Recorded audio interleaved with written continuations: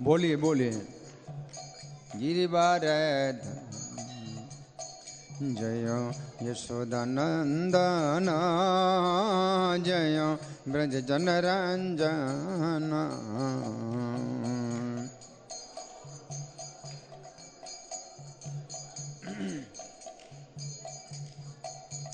जय यशोदानंदन जय ब्रज जनरंजन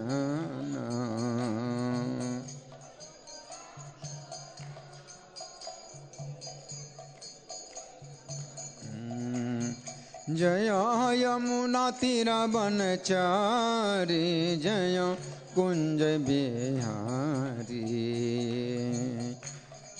तीरा बनचारी जय कुंज जय यमुना तीरा बनचारी जय कुंज बिहारी चारी जय कुंज जय राधा माधव जय कुंज बिहारी राधा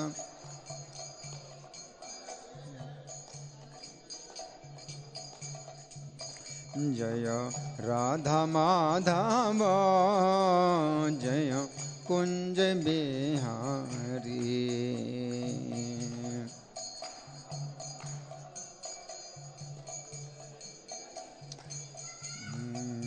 नित्य गौर हरि बोल हरि बोल हरि बोल हरि बोल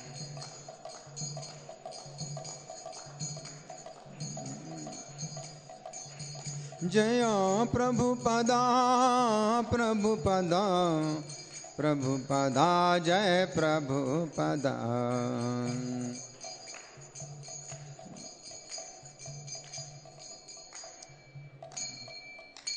सब लोग प्रणाम करें। जय ओम विष्णुपाद परमहंस परिव्राजकाचार्य अष्टोत्तर श्री श्रीमधिस डिवाइन ग्रेस अभय चरणारविंद भक्ति वेदांत स्वामी श्रील प्रभुपाद की जय। नित्य लीला प्रविष्ट इस्कॉन फाउंडर आचार्य saviour of the whole world Srila Prabhupada की जय। नामाचार्य हरिदास ठाकुर की जय। प्रेम से कहो श्री कृष्ण चैतन्य प्रभु नित्यानंद श्री अद्वैत गदाधर श्रीवासादि गौर भक्त वृंद की जय। श्री श्री राधा पार्थ सारथी ललिता विशाखा गोप गोपिका श्याम कुंड राधा कुंड गिरि गोवर्धन की जय। श्री श्री गौरताई की जय। श्री श्री सीताराम लक्ष्मण हनुमान की जय। समवेत भक्त वृंद की जय। अनंत कोटि वैष्णव वृंद की जय। इस्कॉन वर्तमानाचार्य वृंद की जय। गौर Premanandi all glories to simple devotees, all glories to simple devotees, all glories to simple devotees, all glories to Sri Guru and Gauranga। आप सब लोग मेरे पीछे बोले जय जय श्री चैतन्य जय नित्यानंद। लगता है कोई है ही नहीं यहाँ पर, हाँ? दिखाई दे रहे हैं लेकिन वास्तव में है नहीं। कुछ भ्रम लग रहा है कि बहुत लोग बैठे हैं। बोलिए मेरे पीछे जय जय श्री चैतन्य जय नित्यानंद।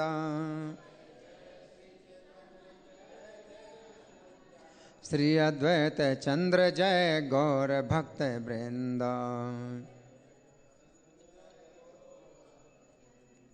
जय जय श्री चैतन्य जय नित्यानंद। श्री अद्वैत चंद्र जय गौर भक्त वृंद।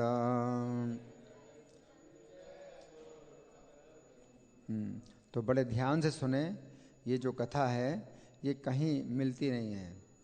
ये भौतिक संसार की कथा नहीं है, ये आध्यात्मिक जगत की कथा है। और ये कथा ऐसी है कि जितने बार सुने उतना रस मिलेगा। जो भौतिक कथाएं, संसारिक कथाएं होती हैं, एक बार सुन लिया तो इसको फिर कोई सुनना नहीं चाहता। लेकिन ये कथा ऐसी है कि जितने बार सुनो उतना रस मिलता है। ठीक है, तो आप लोग सुनेंगे तो बहुत लाभ होगा और इसको लेकर के जाओ, इस कथा को लेकर के जाओ। ये कथा आपके साथ रहेगी, जन्म जन्म आपके साथ रहेगी, हैं? आपके कष्ट को दूर करेगी। तो आप लोग बड़े ध्यान से सुने। ये घटना उस समय की है जब श्री चैतन्य छोटे बालक हैं और उनके बड़े भाई विश्वरूप ने संन्यास ले लिया। तो उस शोक में जो नवद्वीप के वैष्णव हैं वो बहुत दुखी हैं, बहुत दुखी हैं, क्योंकि विश्वरूप छोटे बालक थे, श्री चैतन्य से बड़े थे लेकिन फिर भी छोटे बालक थे, लेकिन वैष्णवों की सभा में शास्त्रों की व्याख्या करते थे और शास्त्रों की ऐसी व्याख्या करते थे जिसमें भक्ति का वर्णन होता था। तो जितने वैष्णव थे वो बहुत प्रसन्न होते थे इनकी व्याख्या को सुन करके। अच्छा, अब विश्वरूप ने संन्यास ले लिया, घर से आधी रात में निकल गए और अज्ञात रास्ते पर चले गए, कोई नहीं जानता कहाँ चले गए। तो श्री चैतन्य के जो माता पिता हैं बहुत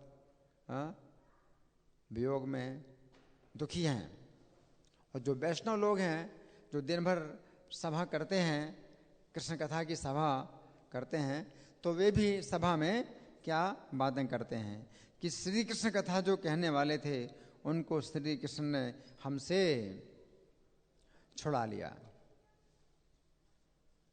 इस प्रकार से शोक करते हैं। अब किससे हम कृष्ण कथा सुनेंगे? श्री चैतन्य के जो बड़े भाई हैं तो वो चले गए, अब हम किससे कृष्ण कथा सुनेंगे? हम भी अब घर में ना रहें, वन में चले जाएं। ज़्यादा अच्छा है कि हम भी जंगल में चले जाएं। अगर वो चले गए हम भी चले जाएं। अब घर में रहने से क्या फ़ायदा है? क्यों? क्योंकि यहाँ नवद्वीप में जो पापी लोग हैं वो वैष्णवों की निंदा करते हैं, हम लोगों की निंदा करते हैं। जो पापी लोग हैं इनका मुंह हम ना देखें, पाखंडियों की वाणी को कब तक सहन करेंगे? ये सब लोग गलत रास्ते में चलते हैं और श्री कृष्ण का नाम भी इनके मुंह से सुनने को नहीं मिलता। सब संसार के लोग विषय भोग के झूठे सुख में डूबे मरे जा रहे हैं। हाय, समझाने पर भी कोई कृष्ण भक्ति के रास्ते पर नहीं चलता है, बल्कि हमारा ये लोग परिहास करते हैं, है ना? हमारे कीर्तन की हंसी उड़ाते हैं, कथा की हंसी उड़ाते हैं। संसार के लोग हमसे कहते हैं कृष्ण भजन में तुमने कौन सा सुख प्राप्त कर लिया है? भिक्षा मांग कर खाते हो, इससे बड़ा दुख क्या हो सकता है? इसलिए हमें तो इन लोगों के निकट रहना उचित नहीं है, वन में ही चलो। ऐसा कहकर सब भक्त लंबी लंबी श्वासें भर रहे हैं। विश्वरूप के बिना सब भक्त लंबी लंबी श्वासें भर रहे हैं। और विश्वरूप कौन है? श्री चैतन्य के बड़े भाई हैं, है ना? कृष्ण भजी तो मार हाई ले कौन सुख, मांगिया से खाओ आरो बढ़े जते दुख। जोग्य नहीं ऐसा बेलो के रसन बास, बने चली वांग बलि सा बिछाड़े श्वास। उन वैष्णवों में अद्वैताचार्य सबसे अग्रणी थे और वृद्ध भी थे। श्री चैतन्य से 52 साल बड़े थे, है ना? तो वे जो है कहते हैं देखो हम सब निश्चय ही परम आनंद प्राप्त करेंगे। मेरा हृदय तो उल्लसित हो रहा है और ऐसा लगता है कि श्री कृष्णचंद्र प्रकट हो गए हैं, ऐसा लगता है। अब कृष्ण कौन है? श्री चैतन्य छोटे बालक हैं, अपने को छिपाए हुए हैं, तो कौन जान सकता है? लेकिन अद्वैताचार्य कह रहे मेरे हृदय में ऐसा लगता है कि कृष्णचंद्र प्रकट हो चुके हैं, है ना? हृदय में ऐसा लगता है ना? कृष्णचंद्र प्रकट हो चुके हैं। आप सब मिलकर आनंद पूर्वक श्री कृष्ण का कीर्तन करो। यहाँ कुछ दिनों में आपको श्री कृष्ण के दर्शन प्राप्त होंगे। आप सबको साथ लेकर श्री कृष्ण सब लीलाएं करेंगे। अद्वैत आचार्य कह रहे हैं आप सब लोगों के साथ में भगवान लीलाएं करेंगे, आप लोग चिंता मत करो। अद्वैत आचार्य कह रहे हैं मेरे हृदय में ऐसा लगता है, लेकिन पहचान नहीं पा रहे हैं कि जो विश्व रूप संन्यास ले चुके हैं उन्हीं के ही छोटे भाई हैं, उनके श्री कृष्ण हैं। पहचान नहीं पा रहे, लेकिन कह रहे हैं कि मुझे ऐसा हृदय में लग रहा है कि भगवान कृष्ण आ गए हैं, है ना। आप सब लोगों के साथ लीलाएं करते हैं, करेंगे। मैं श्री कृष्ण का शुद्ध दास तभी कहलाऊंगा जिस कृपा को सुखदेव मुनि और प्रहलाद जी ने प्राप्त किया, उसी कृपा को आप लोग और आपके सेवक भी प्राप्त करेंगे। तो ऐसा अद्वैताचार्य ने अपने हृदय से जो आवाज निकली वो बताई। मेरे हृदय में आवाज आ रही है कि भगवान कृष्ण आ गए हैं, है ना। तो ऐसा अद्वैताचार्य ने कहा। कदाचित जहाँ पाए शोके व प्रहलाद, तो मसा भृत्य ओसे पाए वह प्रसाद। अद्वैत प्रभु के ऐसे वचन सुनकर सब भक्त परमानंद में मग्न हो गए और हरि हरि बोलने लगे। क्या बोले? हरि हरि हरि हरि। हाँ, और हुंकार करने लगे, हुंकार करने लगे। सबकी चित्त वृत्ति सुखमय हो गई। और उस समय श्री चैतन्य बालकों के साथ खेल रहे थे। अब सुनिए बड़े ध्यान से, अद्वैताचार्य ने ये बात कही और भगवान जो है बालकों के साथ खेल रहे थे। तो वैसे तो वो थोड़ी सुन सकते हैं, लेकिन अंतर्यामी है। तो बालकों के साथ खेल रहे थे। जब इन्होंने वो ध्वनि सुनी तो श्री अद्वैत के घर में चले आए। अद्वैताचार्य के घर में सभा थी तो वहीं पर आ गए। और क्या बोले? भक्तगण पूछने लगे, विश्वंभर तुम यहाँ कैसे आए? विश्वंभर बोले, आपने मुझे क्यों बुलाया?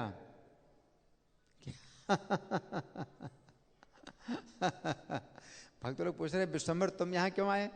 कहते आप लोगों ने मुझे क्यों बुलाया? तो हुआ क्या था? अद्वैताचार्य ने कहा था मेरे हृदय में आवाज आ रही है कि कृष्ण प्रकट हो गए हैं, है ना। तो संकेत दे रहे हैं, संकेत दे रहे हैं। क्या? मैं ही हूं, लेकिन फिर भी अपने को छिपाए हुए हैं। संकेत भी दे रहे हैं, अपने को छिपा भी रहे हैं, तो कौन समझ पाएगा? भगवान अपने को छिपाते हैं, है ना। तो भगवान कहते हैं आपने मुझे क्यों बुलाया? इतना कहकर बालकों के साथ बाहर भाग गए। जब कोई नहीं समझ पाए, इन्होंने कहा मुझे क्यों बुलाया? तो सब लोग सोचते हमने तो नहीं बुलाया, तो चले गए। तो बाहर भाग गए, खेलते हुए फिर चले गए भाग। इतने पर भी भक्तगण प्रभु की माया से नहीं पहचान पाए। अगर भगवान अपने को छिपाए तो कौन जान सकता है ना। तो इस तरह से भगवान जो है लीला करते हैं। ये ते बलि प्रभु से सुसंग धाई आए, तथापि न जाने के वो प्रभु रे माया। अच्छा, अब घर में ये श्री चैतन्य बालक बहुत अब गंभीर हो गया है, क्योंकि माता पिता को बहुत कष्ट हो रहा है। तो माता पिता के विरह को दूर करने के लिए ये बालक माता पिता के साथ ही हमेशा रहता है। चंचलता अब नहीं रही, बहुत चंचलता थी, अब चंचलता नहीं है। बालक जो है चंचलता रहित हो गया है। निरंतर माता पिता के पास रहते, जिससे उनका दुख भूला रहे। खेल कूद को छोड़कर यत्न पूर्वक पढ़ने में लगे रहते, घर में पढ़ाई करते हैं, यत्न पूर्वक पढ़ने में लगे रहते। आधा क्षण भी पुस्तक को छोड़ते नहीं हैं। आधा क्षण कितना होता है? एक क्षण होता है 4 मिनट, आधा क्षण कितना हुआ? 2 मिनट। तो 2 मिनट के लिए भी किताब छोड़ते नहीं, है ना। 2 मिनट के लिए भी किताब नहीं छोड़ते हैं। और एक बार जिस सूत्र को देख लें, उसको अच्छी तरह जान लें, फिर दूसरे छात्रों को उसके अर्थों में हरा देते हैं। एक बार देख लिया सूत्र को तो जान लेते हैं और दूसरे छात्रों को उसके अर्थ में हरा देते हैं, है ना। इनकी अपूर्व बुद्धि देखकर सब इनकी प्रशंसा करते हैं कि बालक कितना मेधावी, कितना होनहार। इनके माता पिता धन्य हैं जिस कुल में ये प्रकट हुए हैं। कोई भगवान को नहीं पहचान पाता, सोचता है कैसे, सब लोग कहते हैं माता पिता कैसे धन्य हैं। संतुष्ट होकर श्री जगन्नाथ मिश्र से कहते थे। जगन्नाथ मिश्र कौन है? उनके पिता हैं। तो श्री चैतन्य के पिता से संतुष्ट होकर के बोलते हैं क्या? हे मिश्र, ऐसा पुत्र पाकर तुम तो कृतार्थ हो गए हो। इसके समान बुद्धि तीनों लोकों में किसी की भी नहीं है। पृथ्वी की बात छोड़ो, तीनों लोकों में किसी की बुद्धि इस बालक के समान नहीं है। तुम तो कृतार्थ हो गए। हाँ, अध्ययन के बाद तो बृहस्पति को भी विद्या में पराजित कर देगा, बृहस्पति को भी हरा देगा। बृहस्पति कौन है? देवताओं के गुरु हैं। बृहस्पति को भी हरा देगा ये बालक। हाँ, एक बार सुनकर पाठ के अर्थ को अच्छी अपने आप बखान करने लगता है। निमाई को हराकर और सिद्धांत को काटकर किसी की सामर्थ्य नहीं है। इस बालक को हराने की सामर्थ्य किसी की नहीं है। सब लोग किससे बोल रहे हैं? ऐसी बात किससे बोल रहे हैं? जगन्नाथ मिश्र से ये बात बोल रहे हैं। ये मत सुबुद्धि से सुनाहि त्रिभुवने, बृहस्पति जिन यहाँ अध्ययने, सुनिले सर्व अर्थ आपने बखाने, तान फांके बखानी ते नारे को न जने। अपने पुत्र के असाधारण गुणों को सुनकर माता सची तो बहुत प्रसन्न होती। कौन? माता सची बहुत प्रसन्न होती। क्यों प्रसन्न तो होगी? माता को प्रसन्नता होगी ना।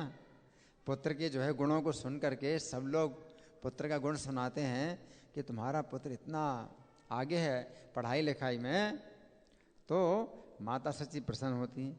लेकिन जगन्नाथ मिश्र चिंतित होते हैं। अब ऐसा क्यों? तो पिता को जो है चिंता हो रही, पिता को चिंता हो रही है। तो पिता को क्यों चिंता हो रही है? वे सची देवी से कहते, ये हमारा पुत्र भी संसार में प्रवृत्त ना होगा।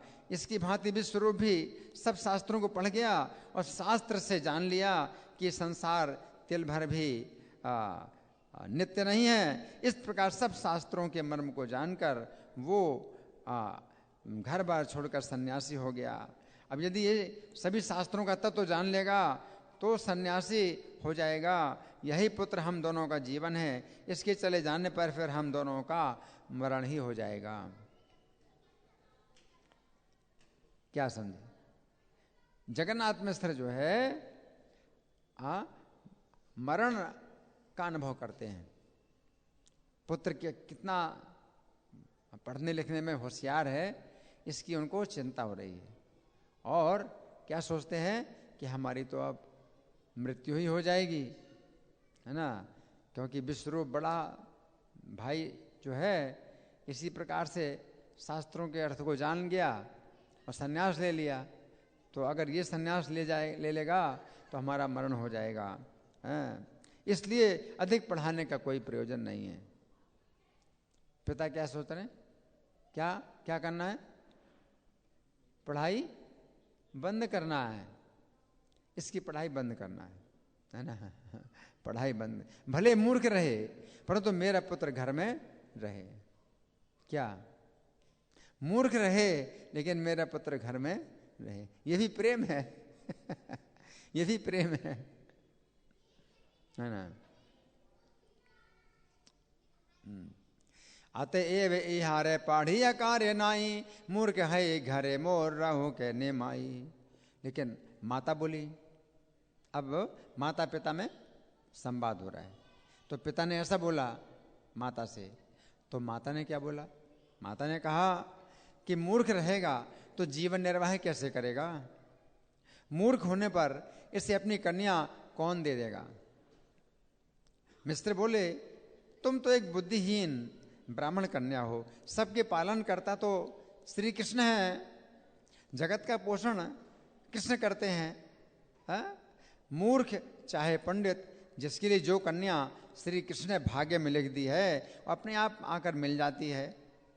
तो कुल विद्या से क्या है, सबके पोषण करता तो श्री कृष्ण ही हैं। ठीक है, तो मूर्ख रहने पर भी जिससे विवाह होना होगा, जिस कन्या से मिल जाएगी ना। तो जगन्नाथ मिश्र ऐसा बोले। कुल विद्या आदि ओपे लक्षण सकल, सभारे पोसाए कृष्ण कृष्ण सर्वे बल। हे देवी, तुम प्रत्यक्ष मेरी तरफ क्यों नहीं देखती हो? सब कुछ पढ़ा लिखा होने पर भी घर में फिर भी कमी है। जो लोग अच्छी तरह काखागा का उच्चारण भी नहीं कर पाते, उनके दरवाजे पर हजारों पंडित खड़े रहते हैं। जो पढ़े लिखे नहीं, उनके दरवाजे में कितने पंडित खड़े हैं। तो पढ़ाई लिखाई से थोड़ी कुछ जीवन निर्वाह होता है, वो तो कृष्ण करते हैं जीवन निर्वाह। इसलिए श्री कृष्ण ही सबका पालन पोषण करते हैं। अनायास मृत्यु प्राप्त हो जाए बिना कष्ट के, और दरिद्रताहीन जीवन प्राप्त हो जाए, तो श्री कृष्ण की सेवा से ही ऐसा होता है। विद्या और धन से नहीं प्राप्त होता।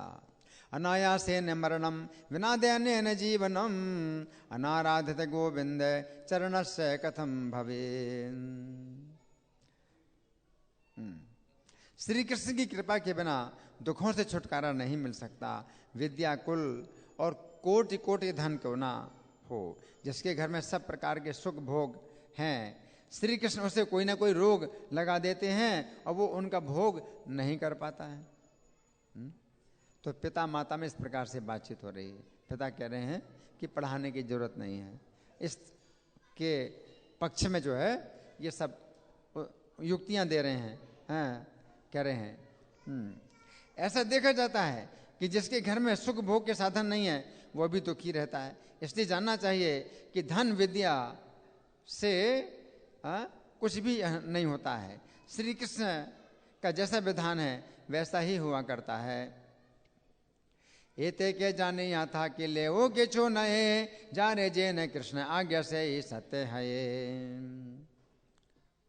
तो ये बात कौन बोल रहे हैं? कौन बोल रहे हैं? पिताजी बोल रहे हैं, मिश्र जी हैं। पूरा नाम क्या है? जगन्नाथ मिश्र बोल रहे हैं। किससे बोल रहे हैं?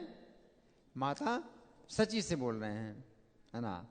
फिर कहा, देवी तुम पुत्र के लिए अधिक चिंता ना करो, श्री कृष्ण हमारे पुत्र का पोषण करेंगे ना। उनको पता नहीं कि हम उनका पुत्र ही तो कृष्ण है, तो श्री कृष्ण ही हमारे पुत्र का पोषण करेंगे। मैं कहता हूं जब तक मेरे शरीर में प्राण है तब तक इसे तिल भर भी दुख नहीं होगा। हम सबके रक्षक श्री कृष्ण हैं। जिसकी तुम जैसी पतिव्रता माता है उसके लिए फिर कैसी चिंता। मैं तो यही कहता हूं कि हम निमाई के पढ़ने पढ़ाने का कोई प्रयोजन नहीं है। पढ़ाई बंद कर दो, निमाई की पढ़ाई बंद कर दो। भले वो मूर्ख रहे किंतु घर में रहे। पढ़िया नाहे के कार्य बाली लेख तुम्हारे, मूर्ख है ही पुत्र मोर रहु मात्र घरे। इतना कहकर मिश्र जी ने निमाई को बुलाया। अभी चैतन्य नाम नहीं है, चैतन्य तो सन्यास का नाम है, निमाई या विश्वम्बर ये दो नाम है। तो निमाई को बुलाया और बोले, सुनो पुत्र, जो मैं कहता हूं आज से तुम्हारा पढ़ना बंद है। क्या? आज से तुम्हारा पढ़ना बंद है, तुम पढ़ने नहीं जाओगे। बस इसके विपरीत अब तुम कुछ नहीं कहोगे, तुम्हें मेरी शपथ है। सुनो निमाई, तुम जो भी चाहोगे वही मैं तुम्हें दूंगा, घर में ही परम सुखपूर्वक रहो। इतना कहकर मिश्र जी उठकर दूसरे काम के लिए चले गए। अब क्या कह सकते हैं? इतना भगवान के ऊपर जो है बंधन डाल दिया पिता ने, अपनी शपथ दे दी कि कुछ ना कहो इसके विपरीत। तुम्हारी पढ़ाई बंद है ना। अच्छा, उस दिन से विश्वभर पढ़ ना सके और पिता जी के वचनों का उल्लंघन न कर सके, पढ़ने जाना बंद कर दिया। नित्य धर्म सनातन श्री गौरांग राय, ना लंगे जन के वाक्य पंडिते न जाए। तो भगवान इतने मर्यादा का पालन करते हैं कि पिता की आज्ञा का उल्लंघन नहीं करते हैं, लेकिन फिर भी उन्हें पढ़ना है, पढ़ाई करना है, तो दूसरे उपाय से कुछ उपाय है कि पिता आज्ञा दें पढ़ने की, इसके लिए कुछ उपाय करना पड़ेगा ना। पिता की आज्ञा के बिना तो नहीं पढ़ सकते, लेकिन पिता की आज्ञा पाने के लिए कुछ उपाय तो करना पड़ेगा, है ना। तो अब उपाय क्या किया? हाँ, अध्ययन सुख से रहित होकर मन में बड़े दुखी हुए और बालकों के साथ खेल कूद में चंचल हो गए। अब खूब चंचल, चंचल माने शरारत। क्या शरारत? जितनी शरारत हो सकती है करने लगे। क्यों? उत्तर यही है कि जब मैं पढ़ा नहीं हूं तो मैं क्या करूंगा, यही करूंगा। तो ये जो है एक उन्होंने कारण बना लिया, है ना। इससे क्या होगा कि पिताजी आज्ञा दे देंगे पढ़ने के लिए कि पढ़ो, नहीं तो हर काम में तुम ये गलती क्यों, तुम ये शरारत क्यों करते? तो जब मैं पढ़ा नहीं हूं तो मैं क्या जानूं? भगवान ने जो है ये उपाय ढूंढा पिता की आज्ञा प्राप्त करने के लिए। आप क्या करते हैं? अपने घर में हैं या दूसरों के घरों में हैं, क्या करते हैं? जो वस्तु देखते उसे तोड़ फोड़ डालते, जो देखें उसको तोड़ फोड़ डालें, ना ऊधम करते, बहुत रात निकल जाती और घर में आते ही नहीं। क्या कर रहे हैं? खेल कूद कर रहे हैं, इधर उधर घूम रहे हैं, बदमाशी कर रहे हैं, है ना। बहुत रात में भी घर में नहीं आते, सारी सारी रात बालकों के साथ अनेक प्रकार की क्रीड़ा करते रहते। दो बालक मिलकर काला कंबल ओढ़ लेते हैं। क्या? दो बच्चे मिलकर के काला कंबल ओढ़ लिया, है ना, और क्या करते हैं? बैल की भांति चलने लगते हैं। जिसके घर में दिन के समय केले का बन देख आते, रात के समय उसके घर में घुस जाते और बैल के रूप में उसके केले के बन को उजाड़ देते। जैसे एक बैल है, काला कम्बल ओढ़ लिया, लोग समझेंगे बैल है, और केले के बन को उजाड़ देते, है ना, केले के बन को उजाड़ देते। और बैल जानकर घर का मालिक हाय हाय कर उठता, जब वो जाकर बाहर आता तो बालकों के साथ भाग खड़े होते। आप कैसे भागते थे कि जान ले कि कौन है? जगन्नाथ मिश्र का लड़का है। ऐसे नहीं थे कि पता ना चले, सबको पता चले कि किसका लड़का है, जगन्नाथ मिश्र का लड़का। इसलिए जो कंबल हटा लिया और दिखा दिया कि मैं कौन हूं, मैं जगन्नाथ मिश्र का लड़का हूं, और भाग जाते, है ना। क्यों? कि शिकायत जाए, पिताजी के पास शिकायत जाए, इस प्रकार से भागते थे। गुरु ज्ञाने जारे बाड़ी काला बने, देखे था के देने रात्रि हैले वृष रूपे भांगे आपने। तो ये बालकों के साथ मिलकर किसी मकान के दरवाजे को बाहर से बंद कर देते हैं। क्या करते हैं? किसी मकान के दरवाजे को बाहर से बंद कर देते हैं। कितनी परेशानी होगी? बाहर से दरवाजे बंद कर देते। उस घर वाले लोग मलमूत्र त्यागने के लिए बाहर नहीं आ सकते।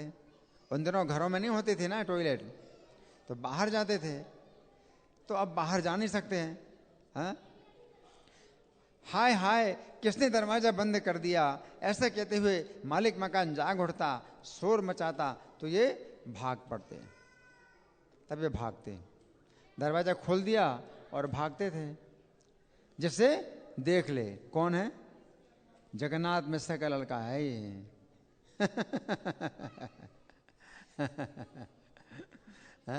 जितनी अधिक शिकायत हो उतना ही अच्छा है।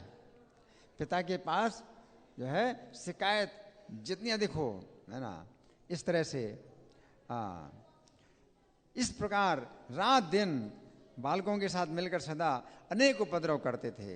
इतनी चंचलता करने लगे, ये जानकर भी मिश्र जी कुछ नहीं बोलते।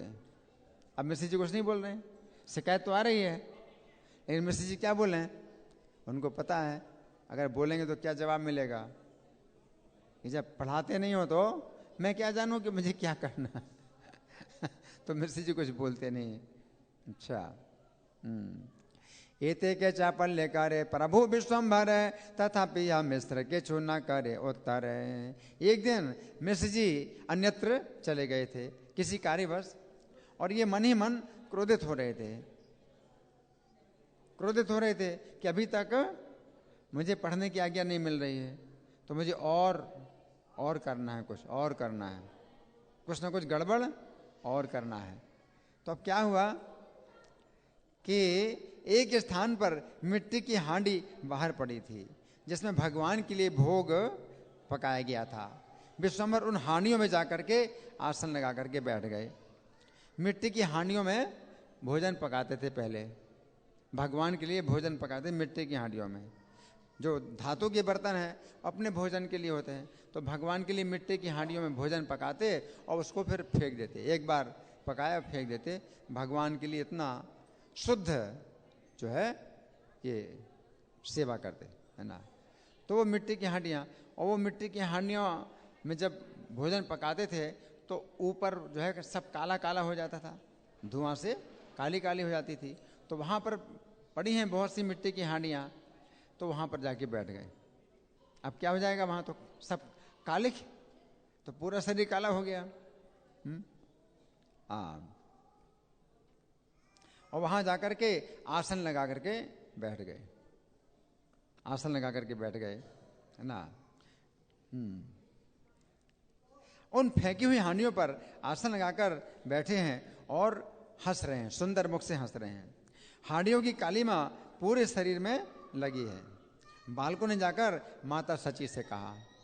अब ये शिकायत तो बालकों ने माता से बताई कि बच्चों को भी अच्छा नहीं लगा, काला काला सब पूरा शरीर हो रहा है। तो माता को बताया है कि ये विश्वम्भर जो है कहाँ बैठा हुआ है? जो फेंकी हुई हांडियां हैं वहां पर बैठा हुआ है। सची से कहा कि निमाई पालथी मारकर हांडियों के ऊपर बैठा हुआ है।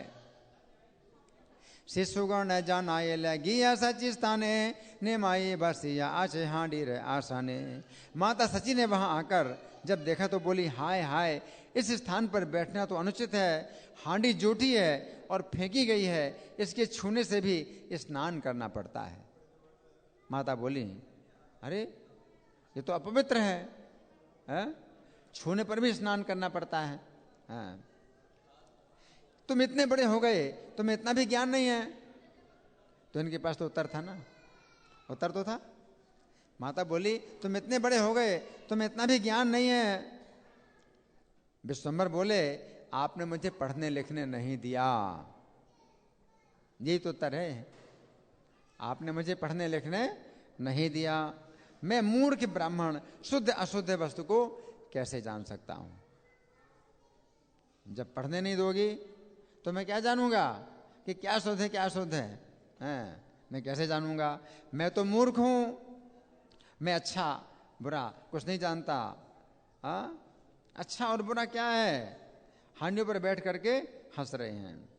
माता सची ने कहा, निमाई तुम तो अब अपवित्र स्थान में बैठने से अपवित्र हो गए हो, अब तुम कैसे पवित्र होगे?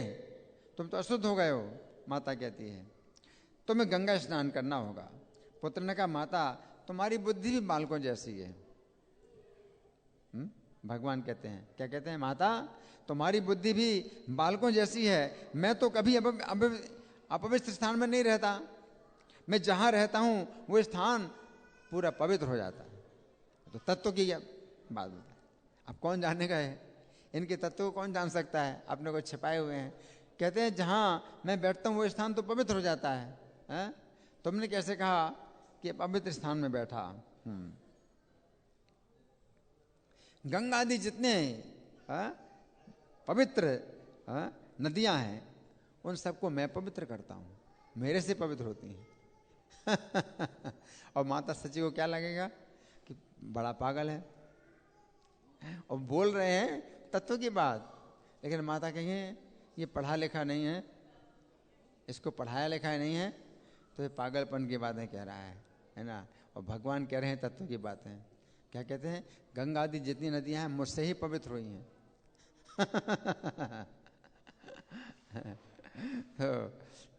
ऐसा कह रहे हैं। मन में तुम विचार करो, लोक में वेद में जिसको शुद्ध कहते हैं, यदि मैं स्पर्श कर लूं तो सब शुद्ध हो जाता है, मेरे स्पर्श करने से सब शुद्ध हो जाता है। तो ऐसा बोले, है ना।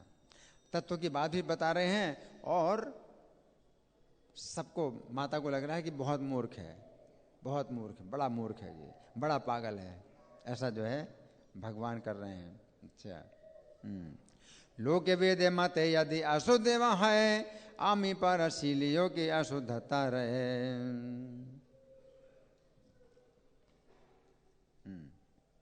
फिर भगवान आगे बोलते, माता इन सब हांडियों में कोई दोष नहीं है, इनमें तो विष्णु भगवान के लिए सब भोग सामग्री पकाई गई थी। अच्छा अब ये बताओ, इसको तुमने अपवित्र क्यों कहा? इसमें तो भगवान के लिए भोग पकाया गया था, अपवित्र कैसे हुआ? श्री विष्णु के लिए रसोई पकाई जाने वाली हांडी कभी अपवित्र नहीं होती। इसलिए मैं किसी अपवित्र स्थान में नहीं बैठा हूं, मेरे स्पर्श से सब पवित्र हो जाता है। इस प्रकार बाल्य भाव में हंस करके सब तत्व को कह रहे हैं, अपने तत्व, अपना तत्व बता रहे हैं, लेकिन हंस करके बाल्य भाव में कह रहे हैं कि कोई, सब कोई समझे कि बड़ा पागल है। कितना पागलपन है, कुछ सीख ही नहीं है, बड़ा अशिक्षित है, बड़ा मूर्ख है, इस तरह से अपने को दिखा रहे हैं। इनके स्वरूप को इनकी माया से कोई नहीं जान सका। विश्वंभर प्रभु के वचन सुन सुनकर सब हंसने लगे, और माता सची ने कहा, निमाई आकर के स्नान कर, चल चल स्नान कर, ज्यादा बातें मत बना, चल स्नान कर। माता बोली, सबे हासे न सोने शिशुर बचन, स्नान आसी कर सची बोले न तखन। लेकिन ये उठे नहीं, ये नहीं उठ रहे, उठे नहीं, बैठे रहे। माता ने कहा, माई उठ, झट उठ करके, कहीं तेरे पिताजी को पता लगेगा तो तुझे मारेंगे, तुझे पीटेंगे। प्रभु ने कहा, यदि तुम मुझे पढ़ने नहीं दोगी तो मैं यहां से क्या नहीं उठूंगा, अगर नहीं पढ़ने दोगी तो मैं यहां से नहीं उठूंगा, है ना। ये जो है आज्ञा लेने का ये तरीका, अगर नहीं पढ़ने दोगी तो मैं यहां से नहीं उठूंगा, तो मैं मूर्ख हूं, मैं तो ऐसे ही करूंगा, है ना।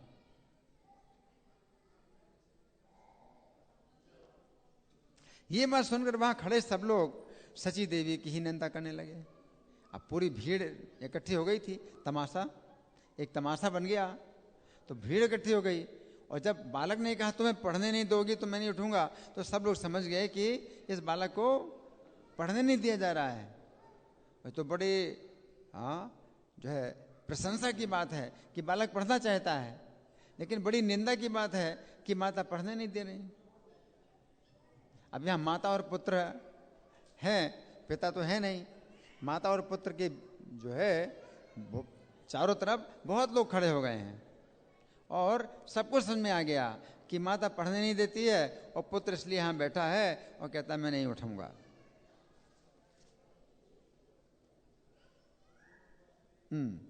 तो भगवान कहते हैं कि तुम पढ़ने नहीं देती हो, है ना। सब लोग निंदा करने लगे, अरे तुम बालक को क्यों नहीं पढ़ने देती हो। अब तो कितनी आवाजें हुई, और भगवान अपना जनमत इकट्ठा करना चाहते थे, बहुमत। और भगवान को बहुमत मिल गया। अकेली माता अकेली माता का एक मत है कि बालक को पढ़ने नहीं दिया जाए, और बहुमत में क्या है, बालक को पढ़ने दिया जाए। सब लोग कह रहे हैं अरे तुम बालक को पढ़ने क्यों नहीं देती हो, है ना।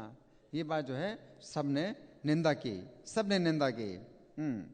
कई लोग तो अपने बालकों को पढ़ाने के लिए इतना यत्न करते हैं और बालक पढ़ना नहीं चाहता। अक्सर यही होता है कि बच्चा पढ़ना नहीं चाहता और जबरदस्ती पढ़ाने के लिए उसको जो है विवश किया जाता है कि पढ़ो पढ़ो।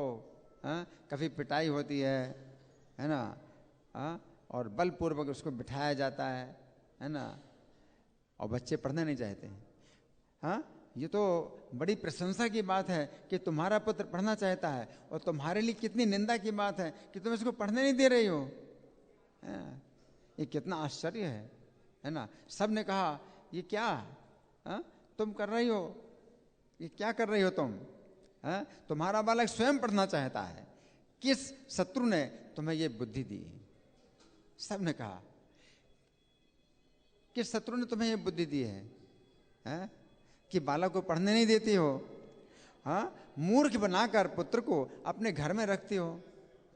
ये किसने बुद्धि दी है? इसमें इस निमाई का तो जरा भी दोष नहीं है, बालक का जरा भी दोष नहीं है। बालक अगर बैठा हुआ है इस जगह पर, बालक अगर इस जगह पर बैठा हुआ है तो ठीक कर रहा है, ठीक कर रहा है ना, बिल्कुल गलत नहीं है, ये बच्चा बिल्कुल सही है। ऐसा सब ने कहा। बालक का तो जरा भी दोष नहीं है। सब ने मिलकर कहा निमाई आ जाओ, आज से अगर तुम को पढ़ने नहीं देंगी तो और ज्यादा शैतानी करो। सब ने कहा कि हाँ और शैतानी करो, और शैतानी। बालक के पक्ष में सब लोग जो है बोले तुम और शैतानी करो, तुम जितनी शैतानी करते हो उससे और ज्यादा शैतानी करो, अगर पढ़ने नहीं देंगे तो और शैतानी करो। सब ने कहा अच्छा तो आज है ते तो मैं यदि ना पाओ पढ़ीते तबे आप चाहे तो मैं करे भाल मते। इतने पर भी बालक उठा नहीं, बालक नहीं उठा इतने पर भी, और बैठा बैठा हंसता रहा। वहां जो पुण्यात्मा थे तो सुख सागर में निमग्न हो रहे हैं। बालक की शोभा उसमें भी बहुत बढ़ रही। अब देखो काली काली हंडियों में शरीर काला पड़ जाए ना, काले काले दाग हो जाएं तो कितना गंदा लगता है, लेकिन भगवान है तो उनके शरीर में धूल भी हो, मिट्टी हो, कालिक हो, तो भी उनकी सुंदरता बढ़ती है। उनका तो सौंदर्य बढ़ता ही जाता है। तो जितने भी लोग हैं वो जान ही रहे हैं, कहते हैं बहुत अच्छा बहुत अच्छा, कहते हैं तुम बड़े अच्छे लग रहे हो। स्नान मत करो, ऐसे ही रहो। सब कह रहे हैं। फिर माता सची ने स्वयं जाकर निमाई को उठा लिया, तो खुद उठाया। अब खुद नहीं उठ रहे हैं तो उठाया, हाथ पकड़ करके उठाया और स्नान कराया। बालक को उठा करके जा करके स्नान कराया। इतने पे जगन्नाथ मिश्र आए। अब जगन्नाथ मिश्र आए, उन्हें कुछ पता नहीं था कि क्या घटना हुई। जगन्नाथ मिश्र आए तो सची ने सब बातें बताई कि क्या घटना हुई है ना, क्या घटना हुई थी।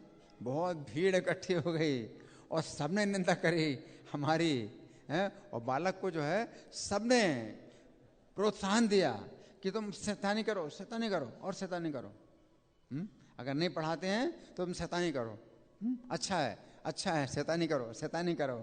इस तरह से सब ने कहा। तो सची माता जो है जगन्नाथ मिश्र को बता रही हैं कि ना पढ़ने से विश्वम्भर मन में बहुत दुखी है, ये भी कहा। लेकिन आज्ञा के बिना नहीं पढ़ सकते, आज्ञा लेने का तरीका जानते हैं।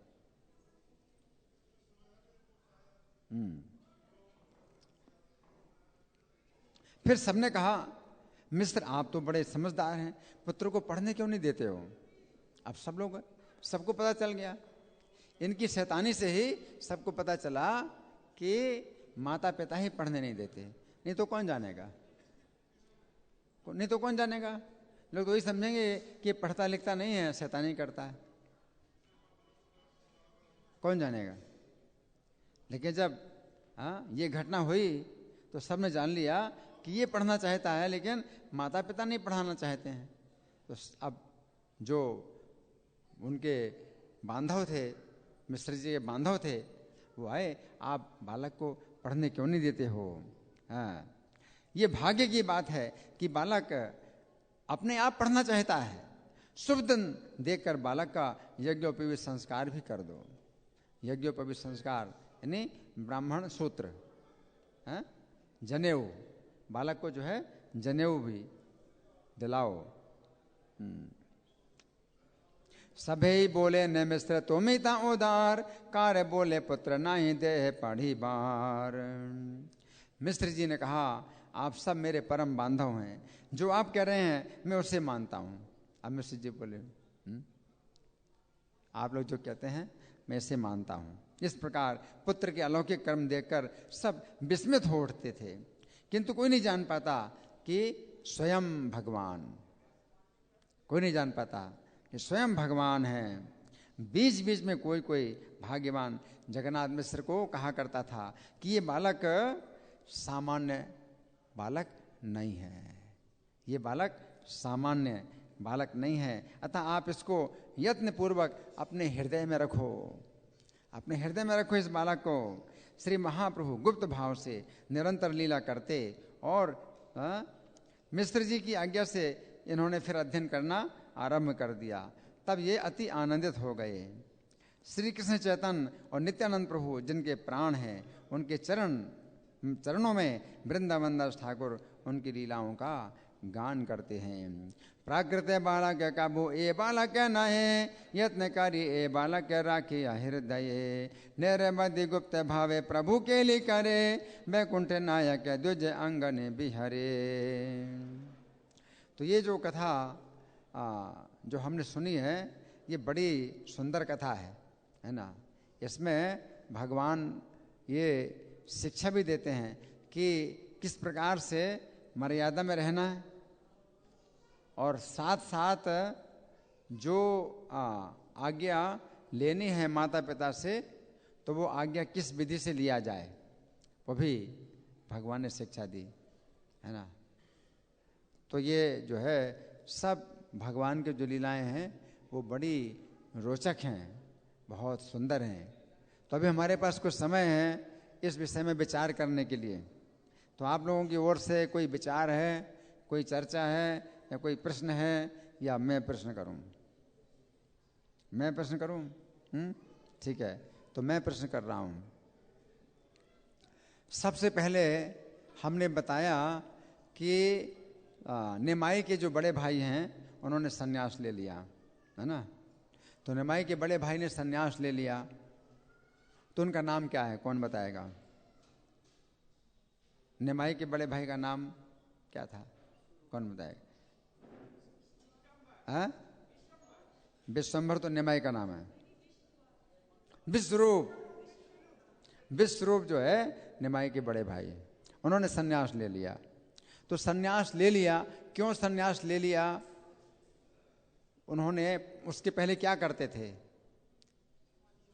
विश्वरूप क्या करते थे उस समय जब सन्यास लिया? उसके पहले क्या करते थे, कौन बताएगा? हाँ माता जी। शास्त्रों की व्याख्या करते थे। शास्त्रों की व्याख्या कैसे करते थे? भक्ति परक व्याख्या। जो दूसरे अध्यापक लोग होते थे वो व्याख्या करते थे शास्त्रों की भक्ति शून्य, भक्ति के विरुद्ध व्याख्या करते थे शास्त्रों की। लेकिन ये विश्वरूप जो है क्या करते थे? शास्त्रों की व्याख्या भक्ति में करते थे, है ना। और इनकी व्याख्या को सुन करके अद्वैताचार्य और उनकी सभा के जितने लोग थे वो सब बहुत संतुष्ट होते थे, बहुत प्रसन्न होते थे। और विश्वरूप जो है उनको शास्त्रों की व्याख्या सुनाते थे, है ना। लेकिन फिर जब विश्वरूप ने सन्यास ले लिया, तो अब अद्वैताचार्य की सभा में सब वैष्णव क्या बोल रहे थे, किस प्रकार से शोक कर रहे थे, क्या बोल रहे थे, कौन बताएगा? सभी वैष्णव अद्वैताचार्य की सभा में क्या बोलते थे, किस प्रकार से शोक करते थे, किस प्रकार की चिंता करते थे, कौन बताएगा?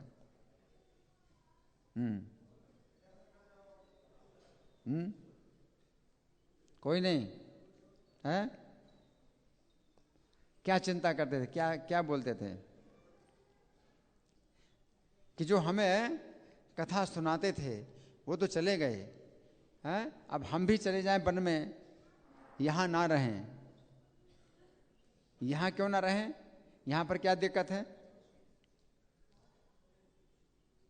यहां पर क्या दिक्कत है? यहां हमको नहीं रहना चाहिए, हमको जंगल में चले जाना चाहिए। यहां पर क्या दिक्कत है? कैसे लोग हैं यहां पर? पाखंडी हैं, निंदा करते हैं, भक्ति की निंदा करते हैं, कीर्तन की निंदा करते हैं, हमारी निंदा करते हैं, और इनकी बातों को सुन करके हमारा हृदय तप जाता है। तो अच्छा यह है कि हम जंगल में जाएं। तो सब ने विचार किया कि जंगल में जाएं, लेकिन उस समय अद्वैताचार्य, उनका ही घर था, अद्वैताचार्य बोले। अद्वैताचार्य क्या बोले? हाँ, श्री कृष्ण जन्म ले चुके हैं। तो उन्होंने जब कहा श्री कृष्ण जन्म ले चुके हैं, तो कैसे कुछ बताया कि भाई कहाँ पर जन्म लिया है और किस नाम से जन्म लिया है? नहीं, क्या बोले हैं? हाँ, मेरे हृदय में ऐसा उल्लास हो रहा है कि जन्म ले चुके हैं, कृष्ण जन्म ले चुके हैं, और आप सब लोगों के साथ में बहुत लीलाएं करेंगे, बहुत लीलाएं करेंगे, ऐसा अद्वैताचार्य ने कहा। अच्छा, जब ऐसा अद्वैताचार्य ने कहा और सब लोग खूब प्रसन्न हुए, हरि बोल करने लगे, उस समय क्या घटना हुई है? हाँ, आप आगे आइए, आवाज कम आ रही ना, थोड़ा आगे आइए, आप लोग आगे आ जाइए, थोड़ा और आगे आइए। हाँ हाँ, बालक निमाई जो है खेलते हुए बालकों के साथ में उनके घर पहुंच गए। तो सबने पूछा, निमाई हाँ यहाँ कैसे आ गए? तुम तो खेलते थे, यहाँ कैसे आ गए? तो निमाई क्या बोला? आपने ही तो बुलाया। आपने ही तो बुलाया है ना। अब कौन समझे कि कोई समझ नहीं पाया। संकेत तो दे दिया कि आप लोग सब लोग क्या बोल रहे थे, श्री कृष्ण प्रसन्न हो रहे हैं, श्री कृष्ण प्रकट हो गए हैं और हरि बोल खूब कर रहे हैं। तो बोले आप लोगों ने मुझे क्यों बुलाया? अब कोई समझ नहीं पाए हम लोगों ने कहाँ बुलाया है? तो फिर से चले गए, भाग गए, खेलने के लिए भाग गए, है ना। अच्छा, अब माता पिता बड़े शोक में हैं। किस बात से? बहुत शोक कर रहे हैं माता पिता, निमाई के माता पिता बहुत शोक कर रहे हैं। किस बात का? कि इनके बड़े भाई सन्यास ले चुके हैं, है ना, बहुत शोक कर रहे हैं। तो ये निमाई जो है अब खेल कूद छोड़ करके क्या करते हैं? घर में ही रहते हैं। और क्या करते हैं? हैं? नहीं, पढ़ाई करते हैं, पढ़ाई करते हैं, घर में रह के पढ़ाई करते हैं। और कितनी देर के लिए भी किताब नहीं छोड़ते हैं, 2 मिनट के लिए भी किताब नहीं छोड़ते हैं। और जो सूत्र एक बार देख लिया तो उसको समझ लेते थे और दूसरे छात्रों को उसके अर्थ में हरा देते थे। और सब लोग बड़े प्रसन्न होते थे, हैं? और मिश्र जी इनके पिता से क्या बोलते थे? क्या बोलते थे? हैं? नहीं, आपका बालक तो इतना जो है पढ़ाई लिखाई में आगे है कि तीनों लोकों में इसके समान कोई नहीं है। और जब ये पढ़ लिख जाएगा तो बृहस्पति को भी पराजित कर देगा। सब ये बोलते थे। तो सब तो ये बोलते थे और माता सची बड़ी प्रसन्न होती थी, माता सची बड़ी प्रसन्न होती थी। तो माता को तो प्रसन्नता होगी, लेकिन पिता प्रसन्न नहीं होते थे। उनकी दृष्टि बहुत दूर की जाती थी। माता तो जो है उतना ही सोचती है ना जितना हो रहा है, तो बड़ी खुश हो रही है। लेकिन पिता ज़्यादा दूर का सोचता है, तो पिता जो है खुश नहीं हो रहा है, पिताजी खुश नहीं हो रहे हैं। पिता को चिंता हो रही, क्यों? अगर हमारा पुत्र पढ़ाई लिखाई में बहुत आगे है तो क्या होगा? क्या करेगा? पढ़ाई लिखाई में बहुत आगे है तो क्या करेगा? ये भी संन्यास ले लेगा, संसार को अनित्य मान करके ये भी संन्यास ले लेगा। तो इस बात से जगन्नाथ मिश्र बड़े चिंतित हो रहे हैं, है ना। और माता शची से भी बता रहे हैं, हाँ, कि नहीं पढ़ाना है, नहीं पढ़ाना, पुत्र को नहीं पढ़ाना है। तो माता फिर ने पढ़ाने के पक्ष में क्या कहा कि अगर नहीं पढ़ाओगे तो क्या अनिष्ट होगा। माता ने कहा, क्या कहा, अगर नहीं पढ़ाओगे तो क्या होगा, अगर मूर्ख रहेगा पुत्र, आप तो चाहते हो कि मूर्ख रहे लेकिन घर में रहे, ठीक तो है, लेकिन मूर्ख रहेगा तो क्या नुकसान है। कोई अपनी कन्या कैसे देगा, इसको विवाह कैसे होगा, इसका विवाह कैसे होगा, जीवन निर्वाह कैसे होगा। तो जगन्नाथ मिश्र क्या बोले, जगन्नाथ मिश्र क्या बोले, क्या उत्तर दिया। जगन्नाथ मिश्र ने क्या उत्तर दिया। जब माता ने कहा कि अगर घर में रहेगा बालक मूर्ख बना रहेगा तो विवाह कैसे होगा और जीवन निर्वाह कैसे होगा। तो जगन्नाथ मिश्र क्या बोले कि कृष्ण ही सबका पालन करने वाले हैं, कृष्ण पालन करेंगे। और कन्या के बारे में क्या कहा, जिसका कृष्ण ने विधान कर दिया है वो कन्या मिल जाएगी, जिसका विधान किया है कृष्ण ने तो वो कन्या मिल जाएगी, मूर्ख रहने पर भी कन्या मिल जाएगी और कृष्ण तो पालन करेंगे। जगन्नाथ मिश्र ने यह कहा। और फिर निमाई से क्या कहा, निमाई को बुलाया और क्या कहा, क्या कहा, अब तुम नहीं पढ़ना। ये कहा नहीं पढ़ना, लेकिन फिर इसके साथ और भी कुछ बोल दिया जो बड़ा भारी था, बहुत भारी बात थी। जगन्नाथ मिश्र ने एक तो ये कहा कि तुमको पढ़ना नहीं है, इसके ऊपर और बड़ी भारी बात बोल दी। क्या बोली, जोर से बोल, है या तो और आ गया हूं, और आ गया हूं, आप आगे आइए ना, दूर क्यों बैठे हैं, आगे आइए। क्या कह रही माता जी, हाँ तुम्हें मेरी शपथ है कि तुम इसके अलावा और कुछ नहीं कहोगे। एक तो ये कहा कि तुम आज से नहीं पढ़ोगे, पढ़ाई तुम्हारी बंद है, और तुम्हें मेरी शपथ है कि तुम और कुछ नहीं कहोगे। अब भगवान मर्यादा का पालन करने वाले हैं, तो भगवान दुखी तो हो गए बहुत, लेकिन पढ़ना बंद कर दिया। और जब पढ़ना बंद कर दिया, हाँ, तो फिर दूसरा उपाय किया उन्होंने आज्ञा प्राप्त करने के लिए, पढ़ने की आज्ञा लेने के लिए दूसरा उपाय किया। क्या क्या उपाय किया, शरारतें शुरू कर दी कि शरारत करेंगे और शिकायतें आएंगी, है ना। और जब मुझसे कहेंगे कि शरारत क्यों करते हो, तो क्या उत्तर देंगे कि जब मैं पढ़ा लिखा नहीं हूं, मूर्ख हूं, तो मैं क्या जानूं। तो ये तरीका है आज्ञा प्राप्त, पढ़ाई के लिए आज्ञा प्राप्त करने के लिए ये तरीका है। और कितनी शरारत करते थे, खूब शरारत। जैसे क्या, कैसी शरारत, किसी के घर में केले का जंगल देख लिया कि केले का वन है, केले का बगीचा है, तो रात में क्या करते थे, कंबल ओढ़ करके दो बच्चे कंबल ओढ़ करके जाते, बैल बन करके, और पूरे केले के वन को उजाड़ देते। केला तो बस थोड़ा सा धक्का दो तो टूट गिर जाए, केले में ऐसा थोड़ी जान होती। तो पूरे केले के बगीचे को उजाड़ देते हैं। और फिर जब मालिक देखता था कि बैल है, तो क्या करते थे,